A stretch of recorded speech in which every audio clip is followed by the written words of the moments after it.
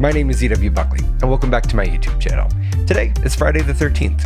Spooky, I know. Now, I put out a video every Friday on this channel, and I saw that there was going to be a Friday the 13th coming up, and I thought, wouldn't it be funny to put out a video about making beats in 13/8? But here's the thing, you have to believe me when I tell you that the one thing I did not expect to learn from this process was that 13/8 is awesome. That groove that you heard at the beginning, 13/8, and I mean, it is awesome. Let's just listen to it again.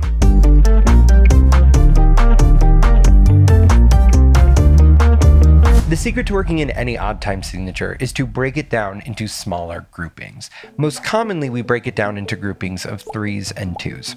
Even in 4/4, we do this. Here's one measure of hi-hats in 4/4 time, subdivided into eighth notes, all at the same velocity. Now here's the same pattern of hi-hats, but I've maxed out the velocity on the 1st, 4th, and 7th hi-hat.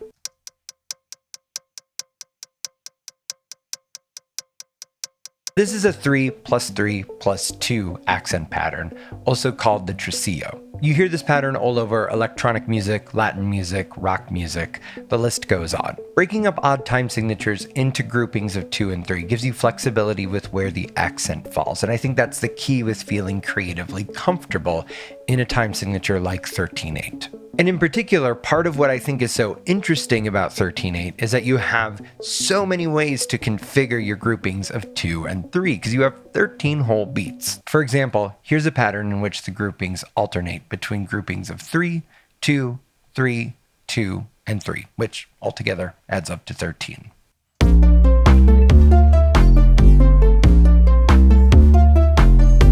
And that sounds very different than this pattern, which is 3+2+2+3+3.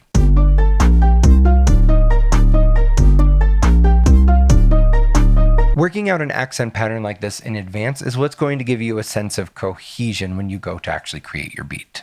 When making a beat in any odd time signature, it might seem like the drums are the most intuitive place to start, but I actually find that it's a lot easier to start with a repeating pattern commonly called a riff or an ostinato. And here's why.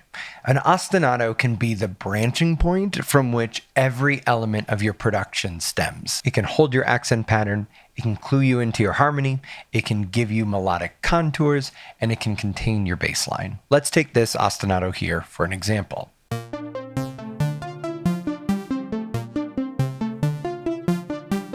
As I mentioned, this pattern is following a 3+2+3+2+3 pattern. I'm using velocity to mark the start of each grouping, and those accented notes are sitting lower than my unaccented notes. Just looking at this pattern, we can see that there's a clear separation between those unaccented and unaccented notes. And if we split them into 2, then we start to have a lot of room to play with. We can take those lower notes that are just hitting the accent pattern and add them in as a bass line.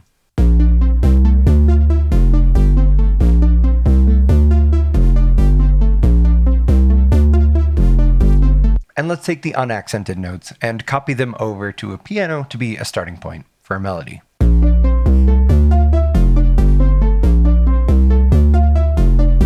And now let's add some drums that are anchored in the accent pattern as well.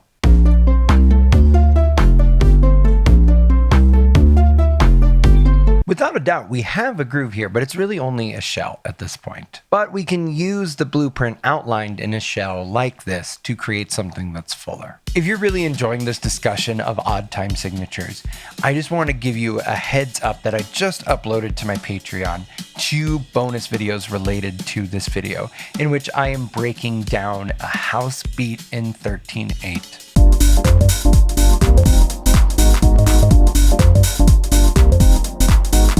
And I'm breaking down a drum and bass beat in 13/8 as well.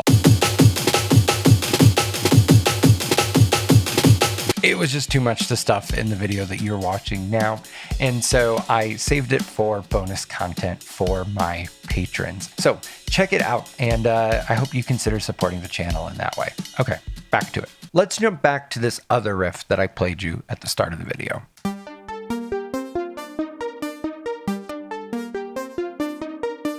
And let's quickly build this riff back up to where we were with the other example. So again, I am taking my accented notes and I am doubling them in the bass. The unaccented notes I am using as the foundation for a melody with the piano, and a very simple drum pattern for good measure. Different accent pattern, different arrangement of groupings, yet we're still able to quickly get to the same spot when we start with a riff or an ostinato. Now, let's build this up into something fuller. Starting again from the synth riff, I've this time layered it as well with my instrument, the endless string, and I have doubled our pattern to 2 measures long. The accent pattern is the same in the first measure as it was before, but in the second measure, I've shifted the accent pattern to some of the unaccented notes.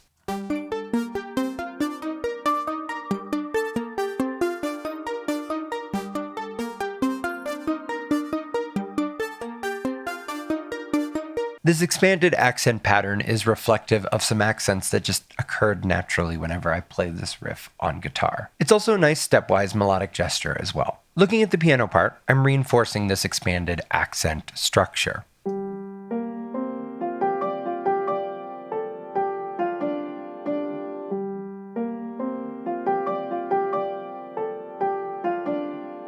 Now I'm also taking the final 2 3-note groupings of measure 1, and I am harmonizing them in octaves up a third from where it sits in the riff to start expanding on the musical material that we have here. Now let's go ahead and add in both the endless string and the synth once more so that we can hear that all together.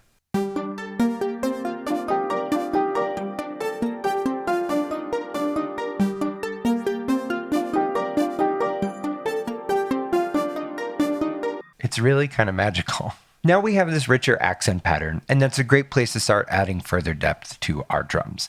So I have here a 2-measure pattern, and we're going to build it up together. The pedal hi-hat is just doing the original accent pattern across both measures.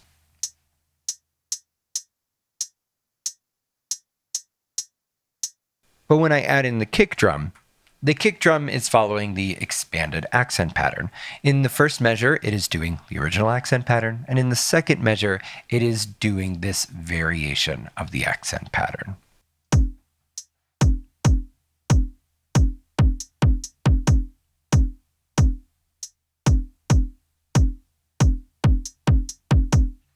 The second measure is like, it's where the butter is. It expands our feeling of the rhythm because it temporarily puts us into this almost 4 on the floor kind of space where this kick pattern is equally divided amongst 4 beats until we get to beat 8 of measure 2, and it kind of smacks us back into this off-kilter time feel.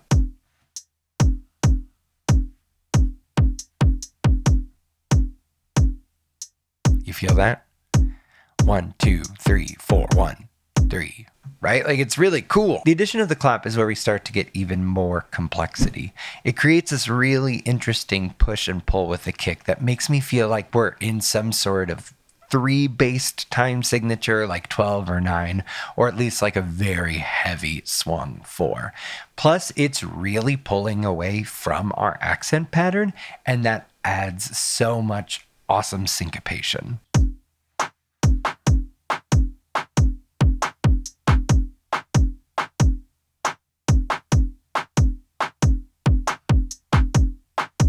The last part of our drum pattern is the closed hi-hat, which is filling the space between the pedal hi-hat to just add a sense of momentum.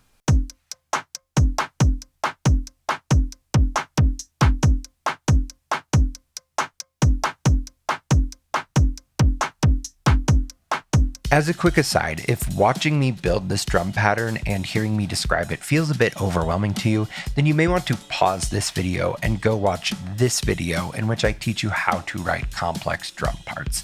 I'm using the same exact workflow here. And at the time of me recording this video, that drum part video is in the top 3 most popular videos on this channel, and it gives you a good workflow. I'm confident in that. Now, the other half of this expanded groove is, of course, the bass line, where we're also further deviating a bit from our accent pattern, but to add some tasteful push and pull, and again, some syncopation. For the bass part, both measures are anchored in the same accent pattern, however, we're alternating between high octaves and low octaves each measure.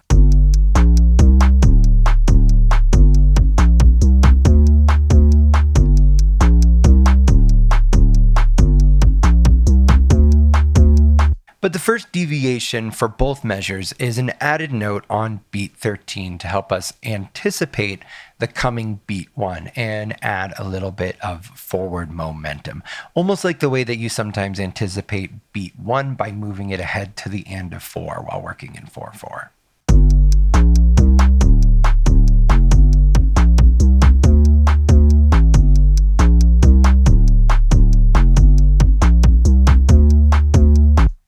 It also helps to just kind of definitely just cut off the second beat of the thing I'm literally trying to point out to you right now. But anyway, it also helps to reinforce that kind of syncopated feel to it, which I think is really nice. Now, in the second measure of the pattern, I've reduced the velocity on the B and the C because those aren't technically a part of the accent at this point. Now, I've also added in then this G and this F, and this kind of 5-note grouping here just creates this really nice melodic moment that helps to draw attention with the drums to that 4 on the floor, temporary kind of rhythmic shift that occurs. Let's listen to that.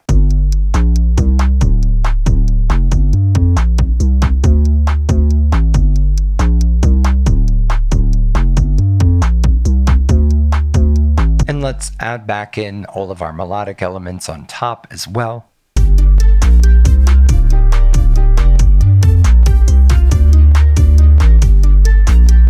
And the final missing piece is, of course, that guitar part.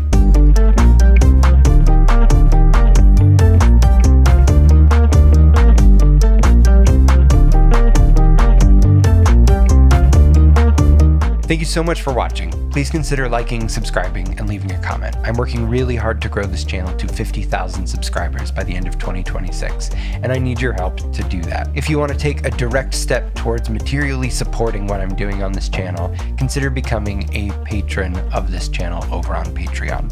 You're going to get access to a bunch of bonuses that just continue to grow, and you'll also get access to my private Discord community.